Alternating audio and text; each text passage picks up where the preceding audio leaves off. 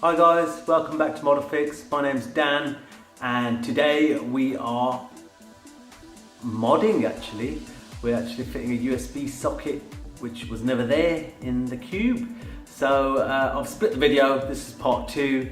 In part 1 we installed the stereo and the reverse cam, and in order to keep them short and precise so none people get bored, I thought I'd do this as part 2. So, see you in 2.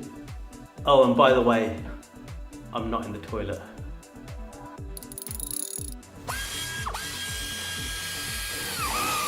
Okay, next job then is to get rid of this thing here because they're pretty useless. And I've got this thing here. So it's a USB socket.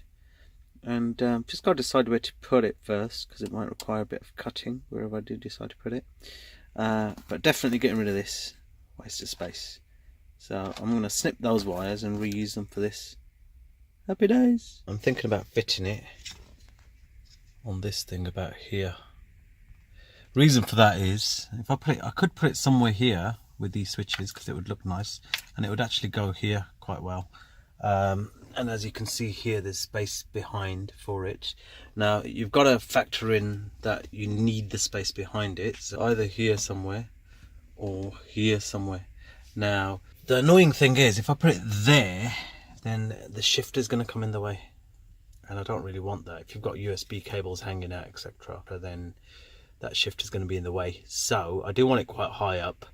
So I think what I'll do is I'll put it around here, and that would be in line with this cubby hole here. We've got enough depth there, and we've got a little hole at the back which should allow the wires to go down and feed into where they need to feed into. So it's cutting time, guys. Okay, so I've got it all marked out here.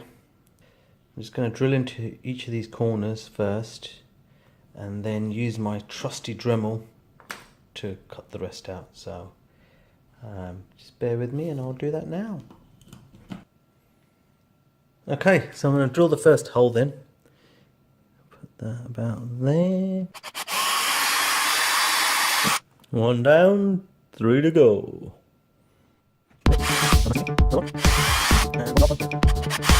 Okay, that's 4 holes done.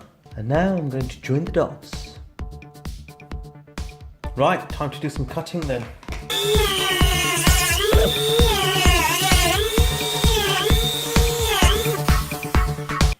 Okay, that's all 4 corners cut out. But I didn't quite get enough penetration on the top because the disc is a bit too wide and I don't want to go too deep.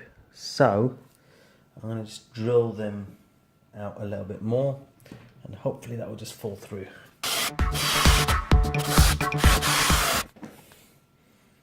Okay, that should just pop out now. Hopefully I haven't taken out more than I should have. Let's get rid of the masking tape, shall we? Lovely. Alright, looks like a bit of a mess right now, I think. Let's just try and fit this to see if it fits okay, or if it needs a bit more. And as I guessed, it does need a bit more, so I think I cut that a little bit narrower than it should have been, so I'm just going to cut that out again.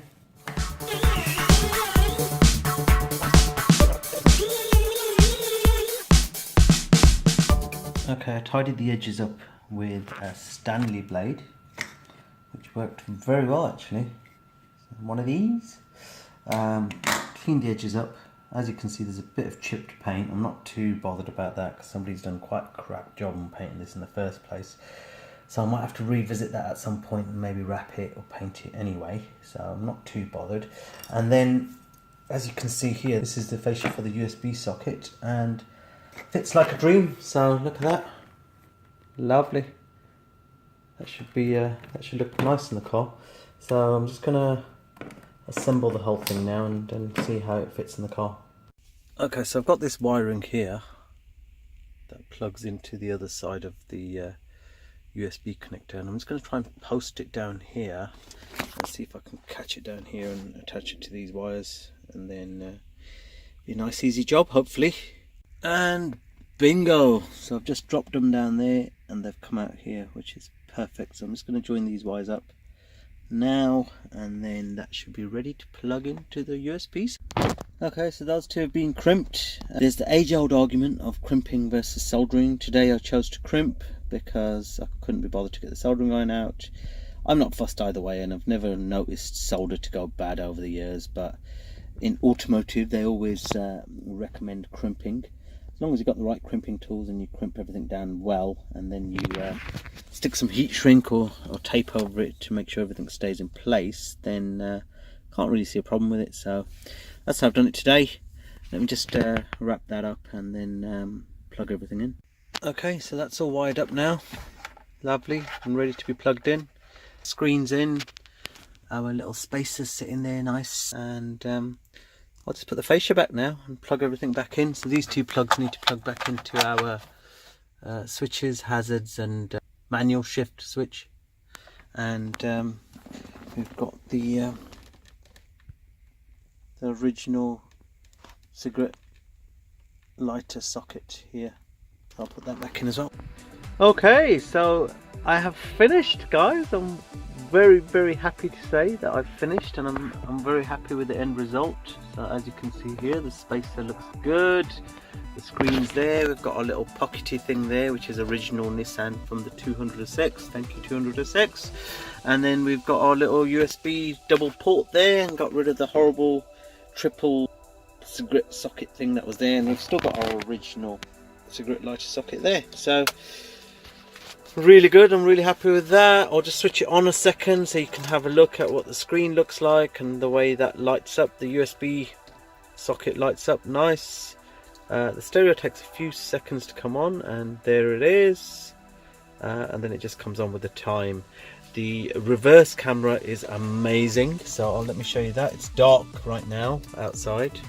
I've got a light on in the car, so but let me just stick it in reverse. Look at that. Isn't that beautiful? I mean, compared to the old one. It's supposed to be 1080p, and it possibly could be in the daytime. It's really nice. But anyway, guys, so I think that's a wrap on this video. Thanks for watching. Hope you subscribe to my channel, like the video, and hit that notifications button so the next video you get a ping for.